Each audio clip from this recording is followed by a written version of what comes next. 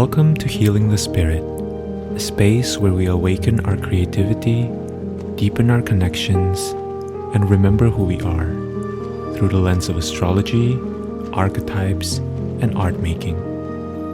I'm your host, Jonathan Coe.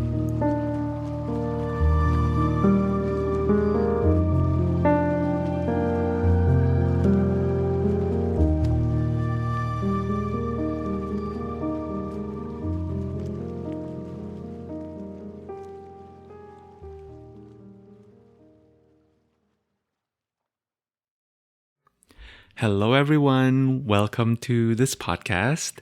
I am super excited to be sharing with you a series of episodes where I answer questions that I received from my Instagram community. So a few weeks ago, I did the whole sticker thingamajig, and I told people, I was like, hey, I'm going to go on the podcast. I'm going to create some solo episodes of just me answering your questions as best as I can. And specifically, I was soliciting questions about learning astrology, and I got so many juicy questions. At first, I thought it was going to be this casual thing, but no. So much flowed out of me, and I just kept, going and going. And I think if I were to compile all of these questions, they would be like 3 or 4 hours long, maybe a little bit more. So first of all, thank you for everyone who submitted the question, because I really love answering questions about learning astrology. If you love me answering questions about astrology, I would love to know, because maybe I'll do more of these episodes. It was just so fun to create. Just a reminder before we get into it that my course with Britton LaRue, Astrology as Praxis, will be starting on September 10th, 2022, and registration will be on August 26th to 28th.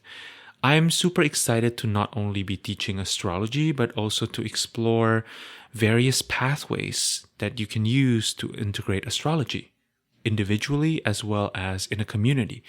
Using astrology, yes, to help you understand yourself, right? That is definitely the point of this class. But also to expand your idea of who you are as a cosmic being and your role, your participation, your agency within this larger cosmic body. It's really a robust container, a beautiful, sturdy curriculum where we really actively invite in all of our faculties, right? Our mental, intellectual faculties, our emotional, spiritual, somatic faculties, to participate in learning and ultimately unlearning astrology and creating the astrology that we need and want in this moment. Check out our course page if this resonates. All of that will be in the show notes below. Okay, so back to the questions.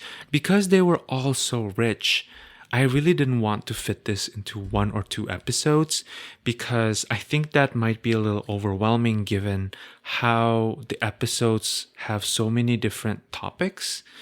And so I'm trying a new format here where I'm going to break it up into many different smaller pieces. So you're going to see episode 26 to 31 being these Q&A episodes. Episode 26 is where I cover a couple questions. One of them is really about what to say or how to deal with naysayers of astrology. And then the other one was really about how do we reconcile being a unique individual, right, with unique birth charts, as well as being, categorizable using the language of astrology. And so to me, these 2 questions are a little bit more philosophical, and they really speak to like this duality of like the inner skeptic and the outer skeptic. So I grouped them together, and then episode 27 is my personal recommendations on learning astrology. So if you are interested in doing that and you think you will benefit from, a list of resources and me kind of reviewing those resources, listen to episode 27. Episode 28 is pretty technical. It's where I talk about houses, aspects, and stellium. I find that these 3 subjects are really the subjects that are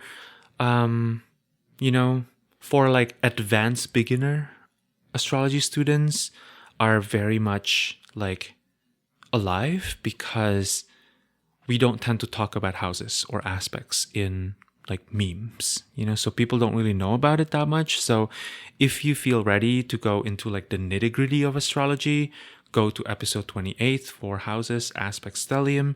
And then episode 29 is where I talk a little bit about my current approach to interpreting natal chart, as well as where I stray from tradition.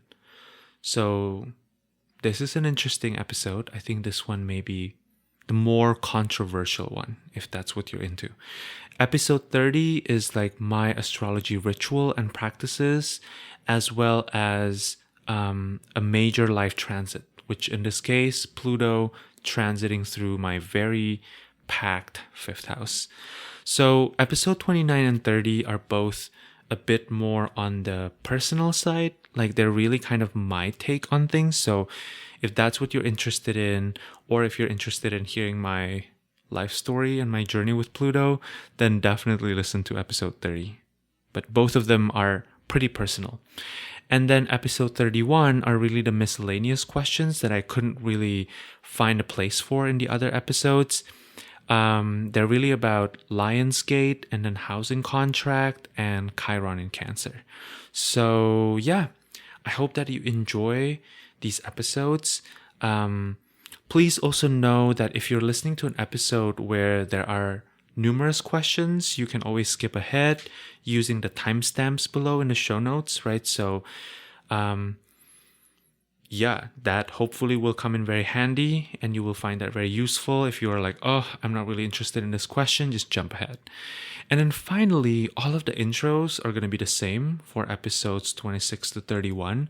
So you can, if this is your first time listening to the intro, well, you got to the end of it. And if this is your second episode that you're exploring, then totally just skip to the questions, right? Don't feel like you need to listen to the intro again. And you can use the timestamps for that. Okay, cool. That's me being my Virgo rising self, letting you know about all of the little details. And I think that's it. So enjoy this episode. Actually, more like this series of episodes that are super juicy, super exciting, pretty nerdy, and I will see you on the other side.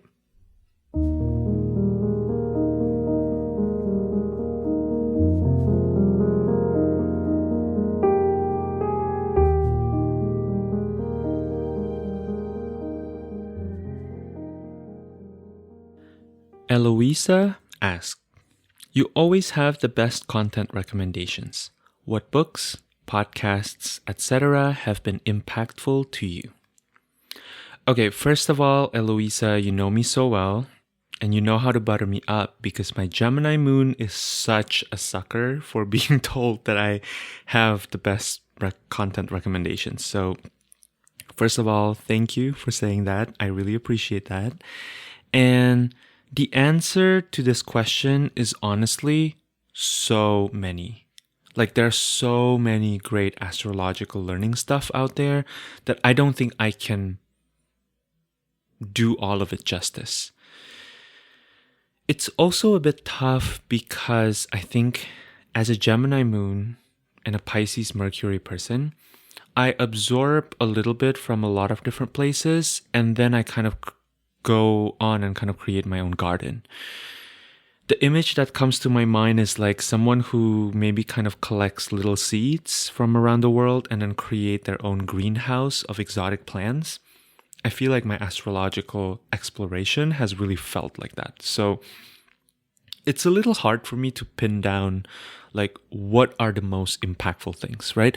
But when I sat down to really think about your question and to really consider your question, I would say that the thing that has been the most impactful to my learning is actually my relationships with different humans and the astrological ecosystem of human knowledge that I've kind of constellated around me.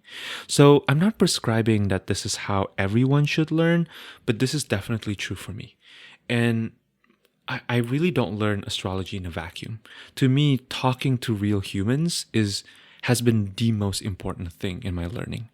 And the way that that works is really very much like it's very sprawled. Like it's very sprawling and very like spread out, right? Because I have my sort of, quote unquote, my official or like my primary teachers, right?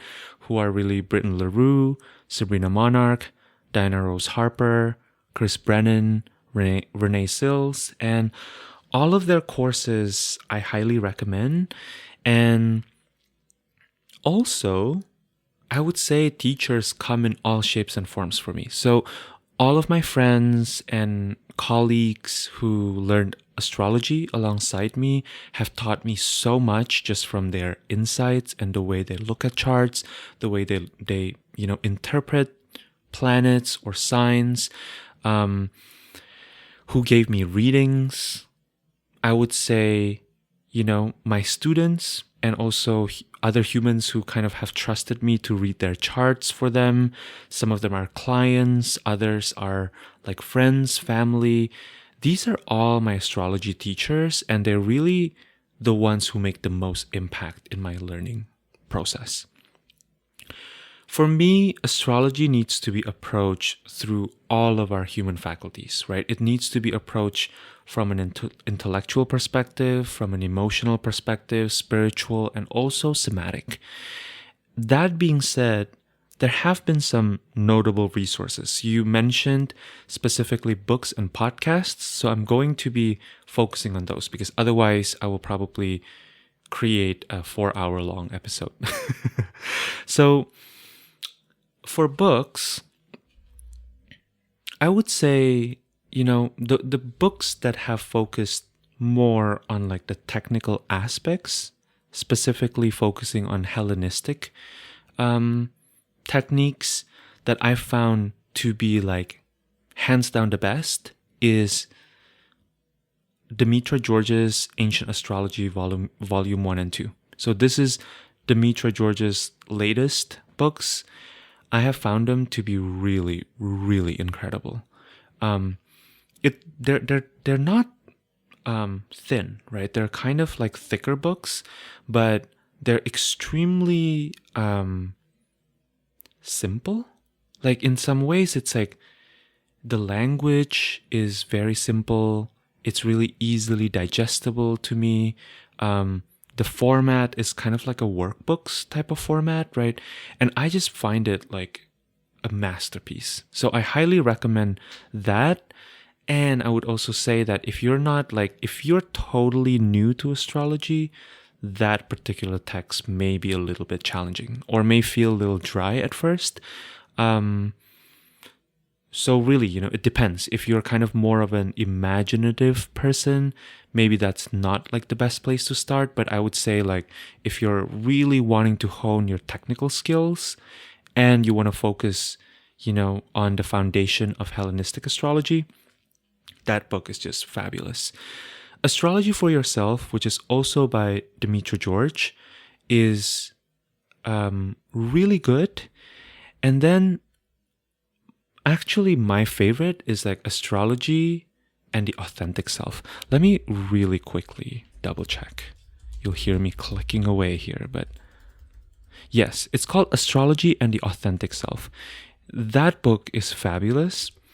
It's a bit of a mix. It's not totally Hellenistic because that was the time when Demetra was still working on certain aspects of like traditional techniques and incorporating it into her mostly modern practice. And I think that book is just incredible because it's specifically geared towards people who want to give readings. And so it's kind of structured like that, and it's beautifully written. Chris Brennan's Hellenistic Astrology. Again, I am not a full-on ancient astrologer or even a Hellenistic astrologer, but I find that it's really helpful to learn Hellenistic because it helps make the technical aspect of astrology make more sense. It helps you understand the system and not just kind of the poetics. And for me, as a Virgo rising, Cap Stellium in 5th house person, that really matters a lot. And I think Chris Brennan's Hellenistic Astrology is fabulous because I really, really enjoy this really lengthy and like meaty discussion about the history of astrology at the beginning, because it really, I think, kind of sets the stage in a way that not a lot of other books do. Like a lot of astrology books, even Demetra's astrology or ancient astrology, right, is really more focused on the technique and doesn't talk about the history that much. But I think learning the history, at least like kind of peripherally, is so important because it places you into the time and the culture from which this system was born, right? There's also another book called On the Heavenly Spheres by, I hope I'm not butchering these people's name, Helena Avelar and Luis Ribeiro. It's a bit outdated, but it's a much more compact primer to kind of learning traditional astrology that I still think is very, very helpful, just for you to get a taste. Okay, moving on. So if you're also interested in more or less kind of a technical treatment of astrology, but more with a focus on evolutionary astrology, I would say that Healing the Soul by Mark Jones is fabulous. To me, this book is really beautiful because it feels really grounded and maybe a little bit less eccentric than other evolutionary astrology texts. I do think that Stephen Forrest is also fabulous. There was just this period in my life and in my study of evolutionary astrology where I was maybe a little bit less open, or maybe a little more scared of texts that feel super like channeled and feel not super grounded, and maybe a little bit, I don't know, like some of the language maybe feel a little outdated. And so to me, Mark Jones really, really helped me understand EA in a way that really clicks with me at that point in my life. I think since then I've kind of changed a lot as a person, but it's still, I still find it to be a very resonant and very grounded and grounding text. So I highly recommend that one. If you are someone who, rather than wanting to approach astrology technically, maybe want to deepen an understanding of more of the philosophical side of astrology, or maybe you think that the way that you think is a bit more Jupiterian, you're more into the big picture rather than the how-to, right? I would say the first text I would recommend is Cosmos and Psyche by Rick Tarnas.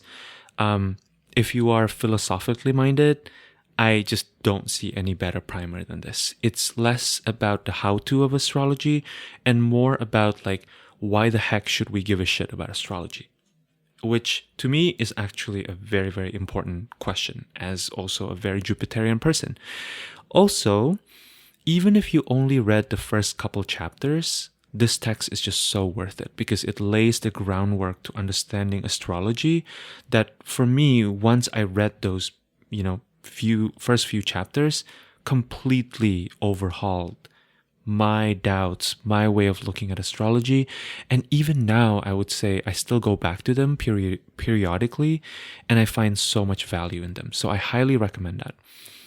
The Moment of Astrology by Jeffrey Cornelius is also a fabulous book. It's such an interesting book. I haven't fully finished this book, but I find the main argument of the author to be extremely compelling. Essentially, the main argument is that astrology is at its core not only divinatory, but it's also like a full-blown divination system. Which is interesting because, as many of you listening probably know, there's this thing about astrologers where, due to the history of oppression in the West and towards Western astrology, and how astrology is just kind of relegated to the fringe, that a lot of astrologers really shy away from this idea of using astrology or thinking about astrology as a divination system, Even like thinking about astrology as prediction, like a lot of people really feel very icky about that. And I think the Moment of Astrology really opened my mind to the fact that, actually, maybe it really is. And how can we ground that in a philosophy that makes sense to us if it is a divination system? Finally, another text I would highly recommend if you are more, approaching astrology from a philosophical perspective is Post-Colonial Astrology by Alice Barclay Catt. Now, I'm not gonna lie to you. This, to me, is a very challenging text. It provides a way of looking at astrology from a very different and very critical lens.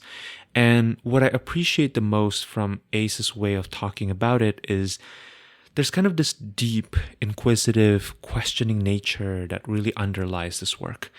And in a recent newsletter, Ace kind of mentioned or referred to themselves as a promiscuous astrologer, rather than an astrologer that operates strictly within a particular philosophical framework or lineage even, which really resonates with me, actually. There's a way in which Ace enters into the tradition that seems maybe content with its own rules or, orients towards like regulations, structures, and kind of lovingly introduces a virus into the ecosystem that then asks everyone to question their subconscious presuppositions and ontologies. And I think that is fabulous. We need more of that. I think it can be a very confusing text to read, especially if you are like total newbie to astrology. And something about it really is like very unsettling. It kind of dissolves my sense of ego that I also came into astrology with. I love it. Cannot recommend it enough. If you are more interested then in like a very creative, very mythical way of talking about astrology, I highly recommend Visionary Activist Astrology by Caroline Casey. It's only available in audio format, so I think the experience of working with it is very different because it's very much like almost like sitting with an elder who is telling you, who is giving this really incredible, breathtaking, breathless treatment of a very, I don't really like the word shamanic, but it's like a very magical way of looking at astrology. Caroline Casey is such a fabulous storyteller, and this text seems to just kind of ooze out of her mouth. So if you're really interested in like feeling astrology in your body, or even approach astrology from sort of a mystical perspective, this is like the resource that you need because it's so charismatic, so exciting, and so like mind-blowing at the same time. And then you also mentioned podcast. So I listen to so many podcasts. I don't think I can even keep track. Maybe one of these days I will create an entry on my website, kind of like a blog post that documents all the amazing podcast episodes for astrology that I really love. And I think that list, maybe I'll just continue growing it as a resource for anybody who wants to just be like, oh, what should I listen to, right? I also tend to not be someone who is super devoted to certain podcasts, which, I'm guessing a lot of people are like that. Like I keep telling people, subscribe to my podcast, and I do subscribe to podcasts, but I would say I usually listen very non-linearly, and I just kind of, check it out based on resonance rather than like following the actual schedule linearly of a particular podcast. But yeah, I listen to so many podcasts, and these podcasts that I'm going to mention, they more or less fall within the astro realm. I also listen to a ton of podcasts that are not astrology, but they're really by people that I find to be very magical and really deep thinkers. So some of them are, I think, just so influential to how I see life in general. The one that I will mention to you, in case you don't know it, is On Being with Krista Tippett, which is just such an incredible podcast. Like you can just start anywhere and you cannot go wrong. Like if you like my podcast, I think you will really like On Being. So, okay, moving on to astrology podcasts before I get too far away from the shore. Totally uncreative name, but incredible podcast is the Astrology podcast. I would say it's like the most comprehensive podcast out there.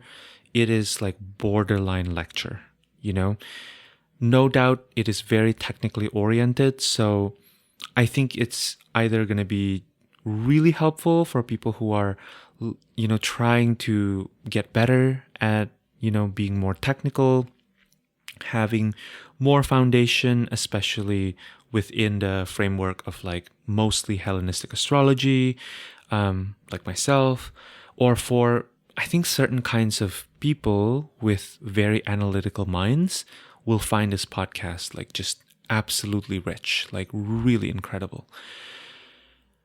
Or I would say so if you tune into the astrology podcast, let's say you find a forecast or something, and then 5 minutes in, you're like, I have no idea what these people are talking about. First of all, do not feel bad. And second of all, maybe you just need a bit more time to kind of build yourself up with a little bit more basics. So my recommendation then, if you feel like you need more of like, someone who is maybe a bit more grounded in, I don't know, like maybe more accessible. I don't think grounded is the right word. Like someone who is more accessible in their delivery, but equally substantive, and maybe coming more from like a modern, more of a psychological, even sometimes like pop astrology perspective. I would say Jessica, I can't speak today, but Jessica Laniadu's podcast, Ghost of a Podcast, I believe, is really fabulous too. So that one is great. In the realm of like more creative, more personal approach to astrology that I really, really appreciate, and I personally find that that's like where I live too. I would say Sabrina Monarch's Magic of the Spheres is fabulous. Many of you listening probably know Sabrina because I've had Sabrina on the show. To me, this podcast is just so rich with insights, incredible conversations. Sabrina is such a magical human, in general. And she always has such riveting conversations with her guests, and her solo episodes are also off the roof. Sabrina speaks and it's just like pearls coming out of her mouth. Sabrina's recent project on the podcast is an audio novella, which is called Hungry Ghosts of Paradise, which is just such a brilliant memoir. And it's such a powerful example, I think, of applying astrology as creative practice. My other teacher, Britton LaRue's Moon to Moon podcast, many of you also know Britton, who's my first astrology teacher, and we collaborate a lot. Britton's voice is on this podcast quite a bit. This podcast is just fabulous. What I appreciate the most about Britton is that her approach to talking about astrology and her approach to this podcast is deeply personal. I know for a fact, because I know Britton and I know Britton's process, this podcast is like not edited. I think Britton just kind of lets herself talk about astrology as if it's like a personal language. Britton is an Aries rising with, Mars, her chart ruler, in Cancer in the 4th house. So listening to this podcast for me is like a very intimate experience. Highly recommend. Also, I wrote the music for Moon to Moon, so I'm also very biased. Just FYI. Finally, I think like a more recent finding for me, which I know she's huge in the community, but Chani Nicholas's Astrology of the Week Ahead, I'm actually really not a forecast person, which I may talk about later. But Chani's episodes are short and sweet. They tend to be like 15 minutes or 20 minutes. And, to me, it takes a very, very special kind of person to deliver forecasts well, especially when you don't have visuals. And I feel like Chani just really hits the sweet spot. It's very concise, but also really rich, very grounded in kind of like practical tips. It's not overly predictive, but it's very much like you can tell that Chani just has such deep knowledge of astrology, very grounded in tradition, and also has this like propensity to make things very useful, right? Or like very relevant for people. So I really appreciate that. And I think Chani's forecasts are just such gems. So yeah, okay. I think that's it. That's a huge list. I will list all of the resources below. And also, if any of you had any doubts when I said I'm a lover of astrology in some of my newsletter, you can probably see now that I don't mean that in a cute or light way. Like, really, I'm a big fan. So I think maybe what I'll do is I'll create a post, about this somewhere that maybe is like a longer, more comprehensive list that is not, using my voice. So yeah, I hope that is going to give you a lot. I know that's a big one. So yes.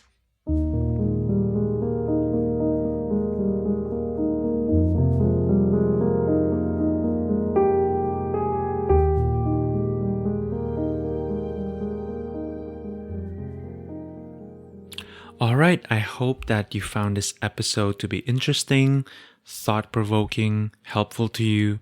As a reminder, there are a bunch of other Q&A episodes around this episode, really from episode 26 to 31. So if you want to hear me talk more about different questions that people submitted, feel free to really find the topic that's interesting to you. And if you're resonating with this episode, definitely check out Astrology as Praxis. It's going to be a year-long journey of learning astrology, integrating astrology, understanding both yourself and the world around you using astrology as a framework for, really practicing what it means to be human. Britton and I would love to see you in the container if you resonate with our voices. If you enjoyed this podcast, please subscribe, rate, review this podcast, and if you're on Apple, I would love to receive your review. Something new that I am currently creating is some content that I will share with you as a gift if you write some reviews. So if you do write reviews, please take a screenshot before you submit it and then send it to me on healingthespiritpodcast@gmail.com. And then I will get back to you when the bonuses are ready. Just want to say that this is a practice that I find inspiring from one of my teachers, Sabrina Monarch. So I'm like, I want to do the same too. And it will be a totally different content, obviously. But just naming Sabrina as my inspiration for reciprocity. Until next time, I hope you take good care of yourself. And I'm sending you so much love. Thank you for listening.